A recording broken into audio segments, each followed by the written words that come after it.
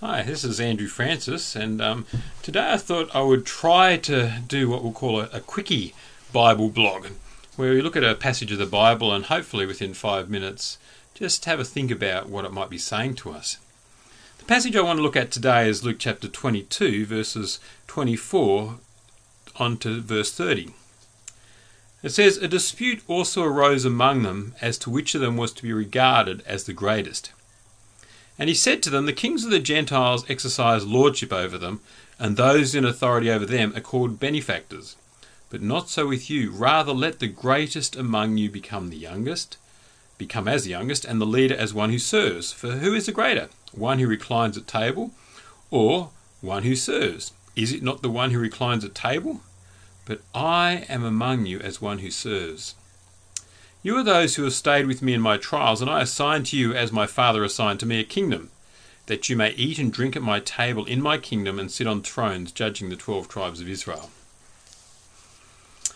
I have to say I really quite enjoyed this passage, and part of the reason why I enjoyed it is because if you take the time to read just before that in Luke's Gospel, Jesus has just shared his final supper with his disciples. He said, as he's offered up the bread and the wine, that this is his body and his blood, that he's about to suffer. He's talked about his betrayal. And so he's explained to them that things are going to be very, very difficult for them. He's facing death, as we know. He's facing betrayal. He's facing abandonment. And it's almost funny in a way that the thing that the disciples want to discuss most is who is going to be the greatest in the kingdom of heaven. They won't have a fight about it. It's almost like they've lost everything that Jesus is talking about. They're so consumed with their own need to make it in the world, to be recognised, that they haven't really heard what Jesus is saying or taken on board what he's saying. As I say, it's quite tragic in a way and quite laughable. I remember when I first became a Christian, well, before I became a Christian, to be honest, I wanted to be a rock star. I wanted to make it big. I wanted to have lots of people acknowledge how great I was, what a wonderful singer, how brilliant my lyrics were. And then, of course, when I went into ministry, I wanted to make it big in ministry as well and to have lots of people acknowledge me. I was really slack when it came to serving people. I believed that my role was to proclaim the word and that I needed time to study that. And so if someone wanted me to help with something as simple as moving a house or a job like that, I would leave that up to others because that was really a bit beneath my dignity.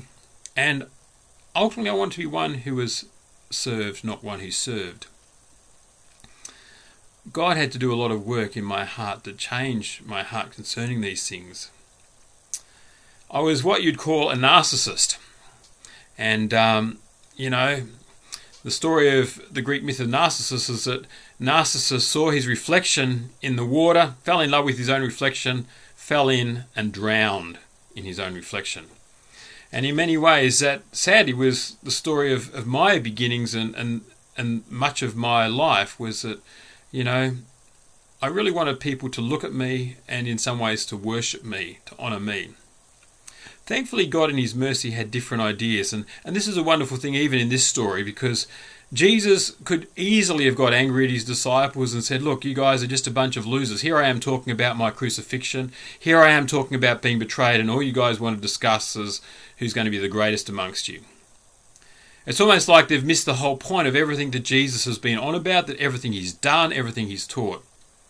But he explains to them, he says, this is not the way I want it to be amongst you guys. When the time comes, when my spirit falls, and of course it doesn't give all these details at this point, he says, I want you to be servants of one another. I want you to look after one another.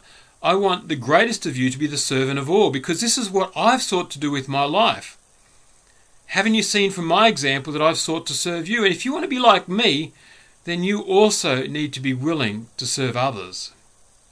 Funnily enough, in my own career, when I left ordained ministry, I ended up working amongst disabled people and having to clean up vomit and wipe people's bottoms. And it was something I could never imagine having done. But thankfully by that stage in my life I realised that, The glory of God and the wisdom of God is often found in such menial servant-like tasks, even more so than in great preaching or wonderful miracles or all those other things that even the church seems to be very enamoured with.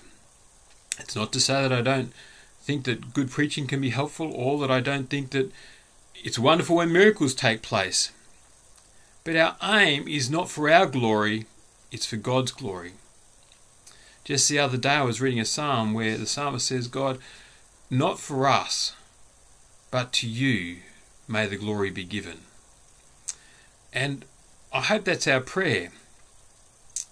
In finishing up this short vlog this morning, I would like to just encourage you, because even though the disciples had it so wrong, and even though they were so concerned with their own glory,